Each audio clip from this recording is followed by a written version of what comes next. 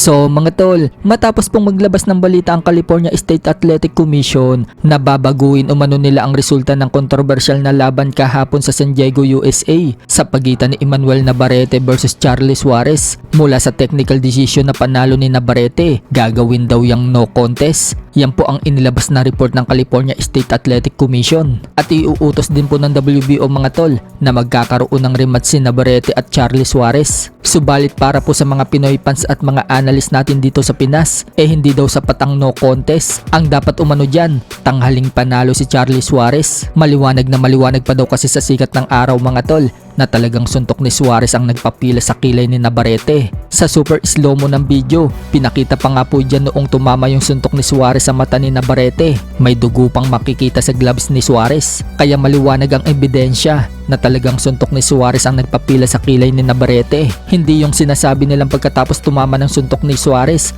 nagkaroon ng bahagyang head clash yung dalawa. Ang nakakapagtaka nga din daw sa doktor, bakit daw tinigil yung laban? Hindi naman daw sa mata yung cut ni Navarrete, kundi daw sa taas ng kilay. Mas malala pa nga daw yung laban ni Tim Tszyu dito kay Pundura, kung saan nasiko ni Pundura si Tim Tszyu malapit sa bunbunan. Wala nga pong tigil ang pag-agos ng dugo ni Tim Tszyu, pero hindi po hininto yung laban, natapos pa ng hanggang round 12. Kaya nakapagtataka daw dito kay Navarrete, kayang-kaya pa naman daw sana ituloy ang laban sa round 8, tinigil na daw agad ng doktor. Suspetya nga po ng mga analyst dito sa Pinas, minadali daw na itigil yung laban na yan. Kung mapapansin daw kasi mga tol, humina na daw itong si Navarrete sa round 7. Tinatamaan na daw ito ng suntok ni Suarez, at dahil lamang daw sa score itong si Navarrete, itinigil na daw yung laban. Baka daw kasi madisgrasya pa itong si Navarrete dahil unti-unti na itong nanghihina at tinatamaan na ng mga power shot ni Suarez. Sure win na daw yan dahil tinawag ng referee na accidental headbutt yung nangyari sa round 6, kaya mapupunta talaga sa scorecard yung resulta. Pero dahil po sa kumalat na replay ng video mga tol mula sa ESPN,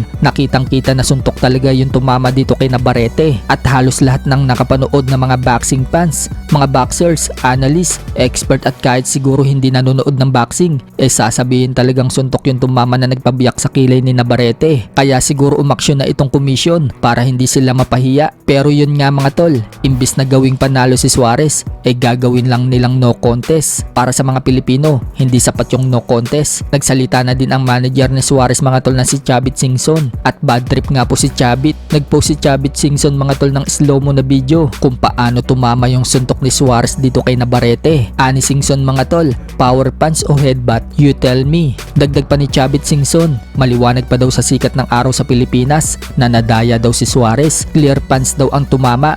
Alam daw yan ng mga boxing fans. Kahit nga daw hindi Pilipino, alam daw na nanakawan ng panalo si Suarez. Kaya ang gagawin daw niya ngayon mga tol, magpapail daw siya ng appeal. Deserve daw ni Suarez na manalo at maging world champion. Nagsalita nga din muli si Suarez at sinabi niya maghihintay daw sila ng magandang resulta mula sa komisyon sa mga susunod na araw. Nagpasalamat po si Suarez mga tol sa mga Pilipinong sumuporta sa kanya at nanalangin. Sobrang humble nga din ni Suarez kahit na nadaya kasi siya. Nagpasalamat pa din siya sa kalaban niyang si Navarrete at sa Top Rank na nagbigay sa kanya ng oportunidad na mapalaban sa title shot. Maghahanda daw siya at magte-training muli para sa rematch daw nila ni Navarrete. Pupunan daw niya yung mga mali niya at pagkukulang sa laban. Ganyan daw talaga ang boxing. Hindi mo daw inaasahan na minsan may mangyayari sa itaas ng ring ng hindi mo inaasahan.